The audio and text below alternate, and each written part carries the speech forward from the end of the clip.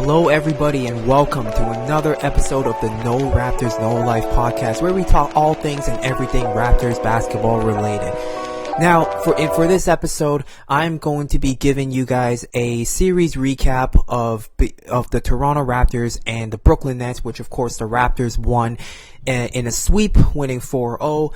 And I just want to say I want to apologize for not uploading any of the post-game recaps as I did in Game 1, because there has been a couple things that have been going on in my life from Game 1 till between Game 1 and Game 4, hence why I didn't really record any episode and upload any episodes. But now the series over, we're back, and let's get straight into it. And of course also I'm also going to be just talking briefly on some of the other series that has already ended.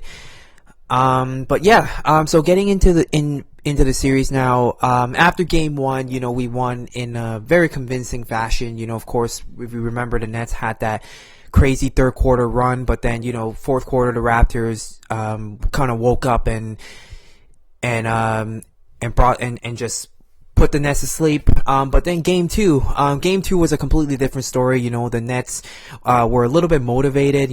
Of course, no team wants to get swept, no matter how bad they are, how bad people think they are, how bad they think they themselves are. No team wants to get swept, right? So the Nets were playing for pride, and quite frankly, they did. Like, for a majority of the game, like, the Nets were leading. Like, at some point, like, we took like a brief 1-point lead, but then the Nets kind of went on like another run of their own, and increased the lead from there. But and then of course the Raptors having to play catch up, and they went on a run themselves to try to bring themselves closer, and throughout the game was basically like a game of runs until the fourth quarter. The Raptors kind of just put the Nets to bed. They strapped up on defense and got the job done. And then after that, Game 3, that was just a straight up blowout. It was such a demoralizing loss for the Nets. Like, if you see, like, when the camera panned to like the Nets bench, you see like Jared Allen, Karis LeVert, these guys were just out of it. They were demoralized straight up. And to be honest, like, it's such a refreshing feeling to see the Raptors being the team demoralizing the other team, rather than being on the other end of that. Of course, all of us Raptors fans have quite the rich experience dealing with that, but nonetheless, yeah, it was it was a great win. We were up 3-0. It was the first time in franchise history we were up 3-0. We were on the verge of a sweep, in which of course we did. And then Game 4, which was the game last night at the time of the recording, of course, and we put 150 on them. 150 points, like, in a playoff game. And there's nothing else I can say aside from the fact that like, the bench dropped 100 points. Like, that's probably the most standout stat of like the entire game, was that our bench put up 100 points. Out of 150, 100 of them came from our bench, which of course is led by Norman Powell and Serge Ibaka, who had an incredible game. Serge Ibaka looking like West Coast Surge. And what I mean by West Coast Surge is basically referring back to last season, early last season, when we had when we had our annual November West Coast trips, and Serge just seemed like he didn't miss a shot against like the Lakers, and then against the Jazz, Serge was just hitting everything, and hence why, at that point I coined the term West Coast Surge. And tonight he looked like West Coast Surge. He shot 12 of 14. He had like 29 points, 12 of 14, and like that's incredible. Like, that's just what you want from Serge. That's bonus from Serge, right? For him to drop that much. Like, I don't even need Serge to score that much. All I needed him to put up was like maybe 15 to like 20-ish, but like put up 29 points, I'm all for that. And then Norman Powell looking like regular season Norm, the real playoff P, I should say. And, him contributing, putting up 20 plus. Sorry, I don't have the stats in front of me. I just completely forgot how much points he put up. But I know, Norm had a good game. He was he looked very confident. He was shooting, he was taking all of the shots that he normally would take, driving to the rim, using his explosiveness. Had an incredible dunk against Jared Allen. And then of course you had Terrence Davis coming in, giving you guys a big boost. He had a dunk that was reminiscent of that dunk on Marquise Chris when they played against the Warriors earlier this year. But this time it was on Rodion Krug, whom we were just bullying this guy all game, all series long, I should say. But yeah, I mean, Karis LeVert put up 35 points, incredible, a good game from him, but that's just not enough to carry these Nets. And the other thing I want to talk about is Pascal. Like, this might have been one of the better games I had seen from Pascal all series long. He didn't score 30 plus. He didn't put up like 30 points or anything, but one thing I was most impressed about Pascal is the way he's reading the game now, right? We always talk about, Pascal, when is he gonna, he needs to develop that pull-up jump shot, that taking that mid-range, that floater, improving his three, whatever, but seems like not a lot of people talk about, Pascal being a facilitator, being a point forward, which is what he was doing today, of course, with Kyle Lowry going out with that injury. Hopefully Kyle's okay and he's going to be back soon, because look, we're going to need him against Boston. But Pascal, career high 10 assists. Good. That's a good sign from him, because we know, when Pascal is going up against smaller guys, teams are going to double him. When they don't have the adequate defenders for Pascal, they're going to double him. They're going to send traps, and there were times where in the past, Pascal failed to kind of to make those reads, and he would end up turning the ball over, either trying to dribble out at double team or just panicking. But tonight, Pascal showed that he's making those right reads. He's when he's going on a fast break, he had 2-3 defenders, whatever, converging on him, and he immediately recognizes the kick out and he kicks it out. I remember one play he kicked it out to the OG Anunoby in the right corner, and OG buried it. And look, this is look, this is one of the things that Pascal needs to continue to do better, because especially this year, because his jump, look, all of those other stuff that I mentioned before, it's not just gonna magically pop up when we want him to, right? He's gonna have to really get into the gym and work on that, right? But as of now, what he can do is just making reads, right? Especially, down the line when inevitably he might be going up, when there's a chance we might be going up against Giannis. He's not gonna be able to score. He's not able to score, but he's not gonna quote unquote draw buckets on Giannis. He's not gonna go off on him like that. Giannis is he's one of the best defensive players in the league. He's in the runner up for defensive player of the year. But is Pascal able going to be? Is he able going to be make those reads, finding the open guy when he's doubled? And tonight he showed that. Like I said, career high 10 assists.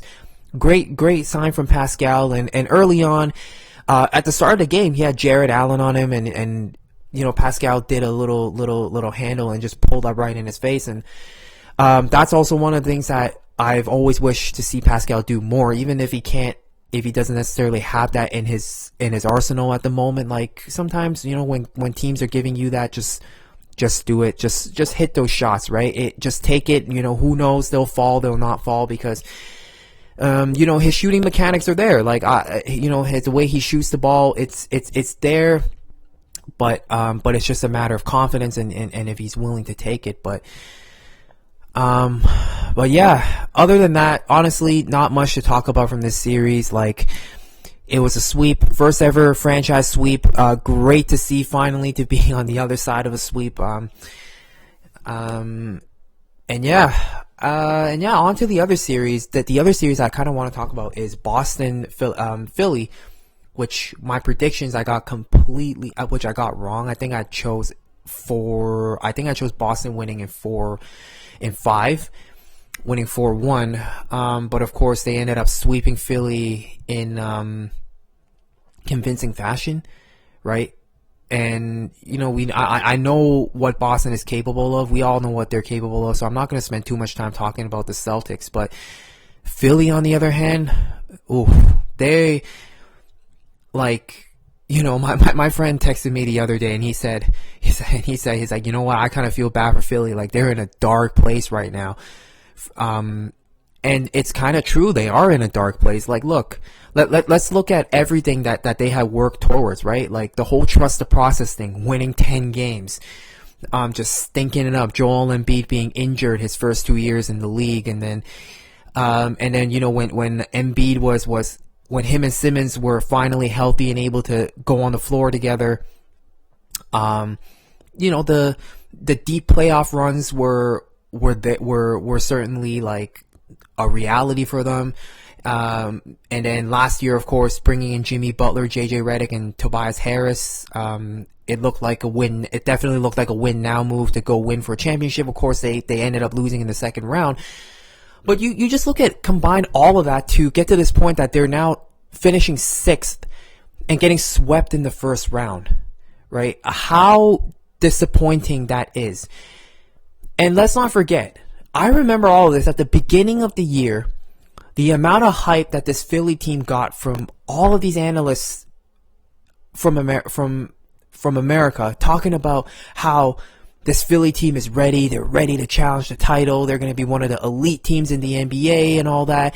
And at some point, they even said, when they were talking about the Eastern Conference, they even said that it was Milwaukee, Philly, and then everybody else, completely ignoring the Raptors, the Celtics, the Heat, and you can even throw Indiana in that conversation because Indiana did better than them, right? All 4 of those teams ended up doing better than them. They finished 6th. This was a team that was supposed to be the second best team in the East behind Milwaukee. It was supposed to be them and Milwaukee in the Eastern Conference Finals. That was the prediction. That was what everybody was hyped for.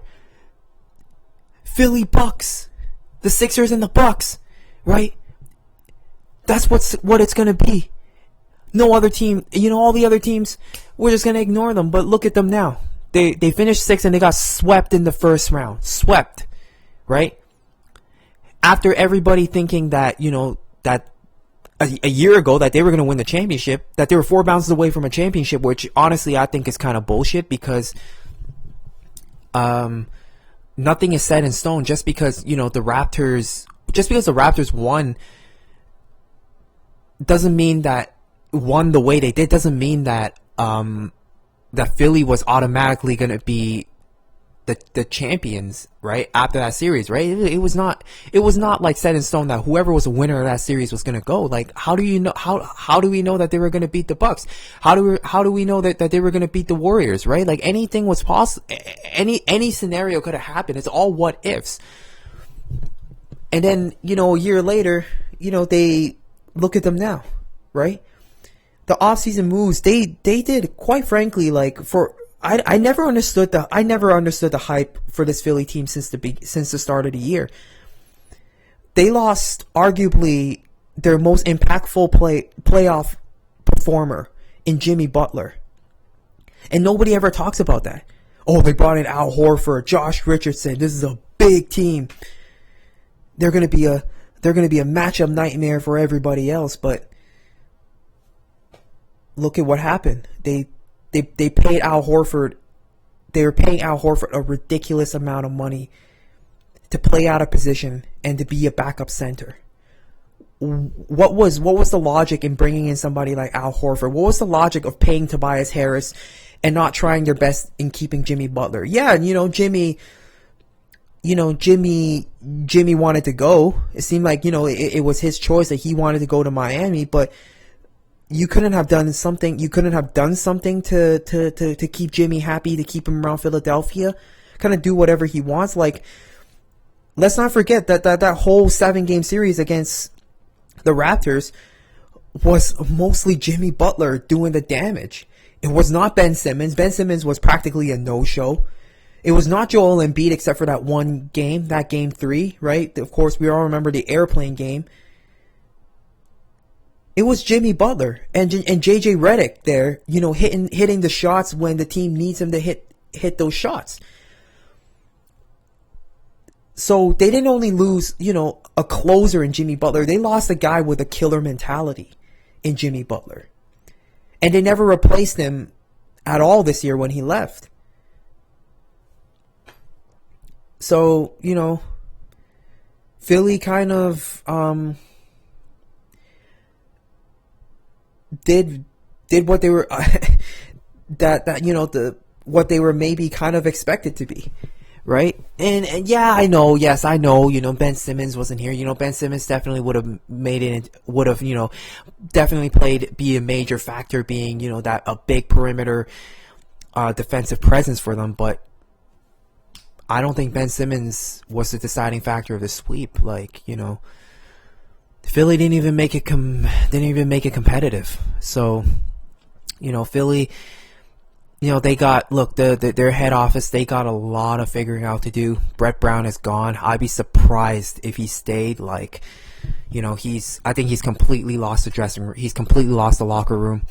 He's lost his players. They don't look like they're playing for him anymore. So there's going to be some big shakeups this offseason. And look, speaking from a neutral perspective, I really hope that the front office, gets their shit together and actually build a proper team around Joel Embiid and Ben Simmons, right? And not just try to make the biggest team, the biggest starting 5 in the Eastern Conference, but actually build a legit team around those guys, right?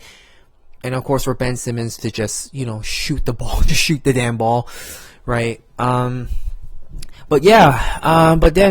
then aside from all of that, the first round for the Raptors is over, and we're now going to be gearing up to take on the Boston Celtics on Thursday, right? Finally, the Raptors and the Celtics play each other after seemed like years and years of Raptors Twitter and Celtics Twitter going back and forth at each other. That we've now finally, the stage is finally set. Right, for, of course, the players on court, and then for the Raptors fans and the Celtics fans to duke it out on Twitter. Right? And look, this is going to be a fun one. Of course, I'm worried about the Celtics. The Celtics are a good team, as much as, I would love to slander them. I got to give them credit. They're a good team. And from a neutral perspective, this is going to be a very, very fun series. I think the teams kind of match up pretty well. Of course, the Raptors are, missing are going to be missing Kyle Lowry for hopefully not too long. And then the Celtics, on the other hand, they have it worse. They're going to be missing Gordon Hayward.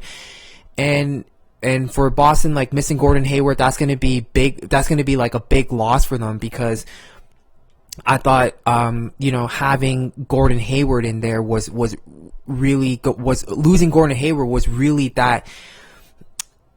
I don't want to say, for lack of a better term, I guess you can say that deciding factor to see which team has the advantage, because when Hayward is there, right, they have the starting 5 of Kemba, Jaylen Brown, Hayward, and Tatum and Tice, right? They're really big on the wings. That was my major concern coming into this series, even long before, even in the regular season, when I was thinking about potential playoff matchups. This Celtics team, the wings were going to be giving us a lot of trouble. We're going to give us a lot of trouble just because of how big they are, and then of course we have a small backcourt in Fred VanVleet and Kyle Lowry. But obviously, those guys, they can guard guys much bigger, but it seemed like it's one of those situations where it was only a matter of time where, maybe our undersized backcourt was going to get exposed somewhat. But now that Gordon Hayward is not there, it seemed like the playground's a lot more even, right? Because now Marcus Smart is going to be starting, so it's going to be a small backcourt versus a somewhat it's going to be like not small backcourt. I mean, Marcus Smart's not really a small guy, but it's going to be like a better matchup for Kyle Lowry and Fred VanVleet. Right, when Kyle's healthy, obviously, really again, I can't stress on how badly I hope he comes back in this series, but yeah, this is gonna be this is gonna be a fun one. I think the Raptors bench is going to give them a huge boost. Going to need to give them a huge boost because that's one thing we do have over Boston is the Raptors bench. Right, we have, of course, Norm and Serge out here capable of giving you 20 a night, and then you have TD that can get you double digits. And you even and you have Rondé out here that you can kind of throw at their wings, and yeah, that's pretty much all I have to say so far for this series. I'm not gonna give too much in depth of the series yet. Maybe hopefully down the line later this week, maybe like before the game on Thursday starts, I'm gonna do another preview or whatnot, but nonetheless it's gonna be a fun one, and I cannot wait. I absolutely cannot wait for this series. It's finally happening. Toronto, Boston. The Raptors have played against every powerhouse in the Eastern Conference during the whole We the North era, right? We played against LeBron's Cavs. We played against the Bucks. We played against Philly, and we played against the Wizards when they were good, when they were a playoff team. And now we just never played the Celtics, who just always seems to be there. Like we're always on each other's backs, but never once played against in the playoff series. But 2020 things are different now. The Raptors and the Celtics. Looking forward for that. Hope you guys are looking forward to that too. And yeah, so that does it for this episode of the No Raptors No Life podcast. If you guys enjoyed this, please give it a like, comment, and subscribe. And I will see you guys in a few days. Peace.